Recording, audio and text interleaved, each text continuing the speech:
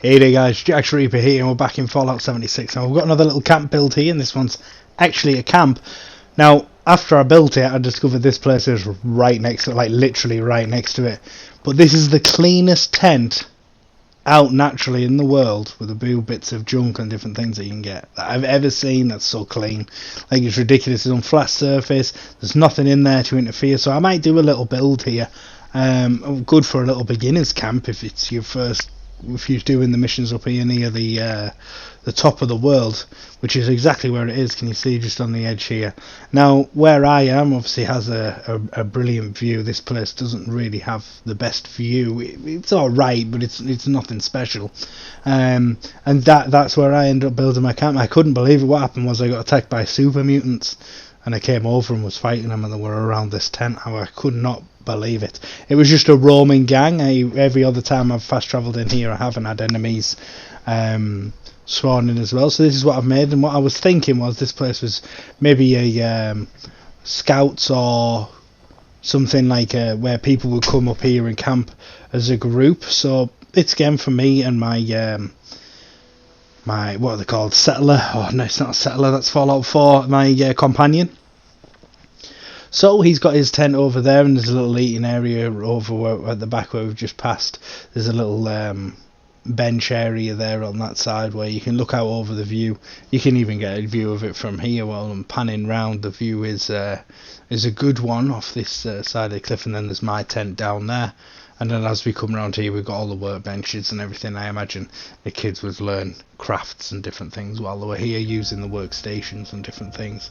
Obviously now my character uses it for what he needs it for sorting out his weapons and everything. But yeah, this is inside the little workshop area.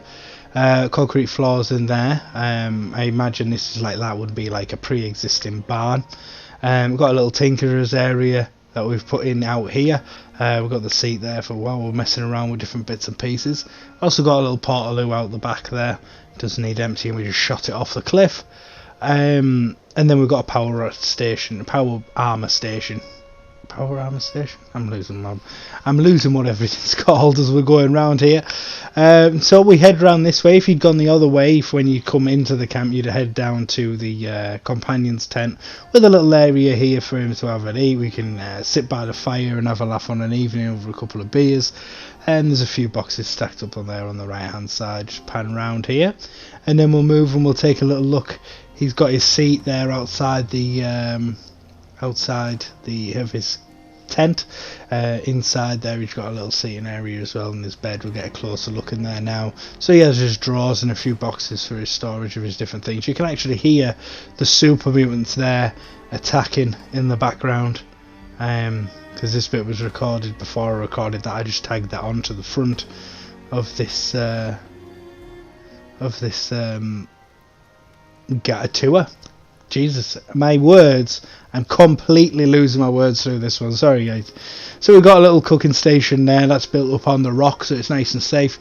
And then we come up here, and this would have been the original canteen area, so they've got a bench there. We've got the punch bowl out in case some visitors may pop by, and we've got the magazine rack. And then inside this tent it was like the mess kitchen, the tent where you would get all the food and different things for the campers, and the staff would work in there.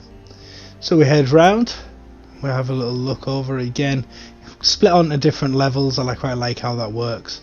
I quite like the different levels and things. I try and put as many levels into places as I can. I mean, here was quite unnecessary, but again I quite like the finished look of doing something like that with it. So we've got down here is a little work area, a bit of a storage area. There's a radio down here, the camp thing and different things like that. Now again we'll just have a little look over that view. Sorry for the vibration, I just got to the end of the possibilities on photo mode.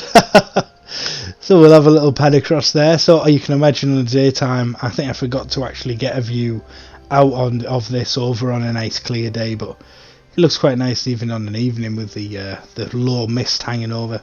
And then we come down here and head down these steps, and this is my personal little tent. So again, I've got all that storage in the back full of all them things that I would, obviously nothing, all the stuff that you have in your stash box isn't just going to fit in that stash. So I like to have lots of boxes piled around. I feel like it's a lot more immersive that way, because if you did have all the stuff stored that you've got stored in your stash, you would definitely have storage boxes absolutely everywhere.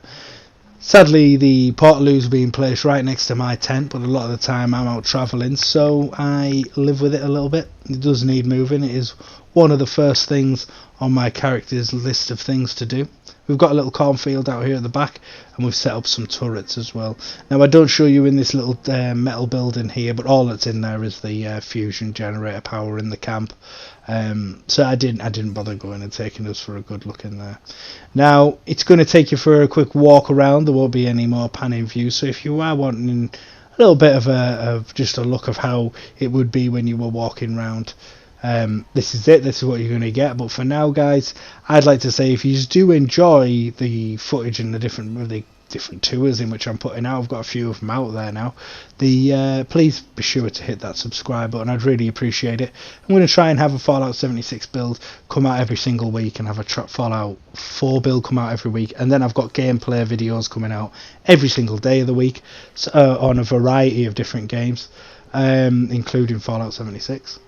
And also all of that will be linked in the description below. If you're interested, go take a look through that description, see what else I've got on offer, and take a look. That'd be really appreciated.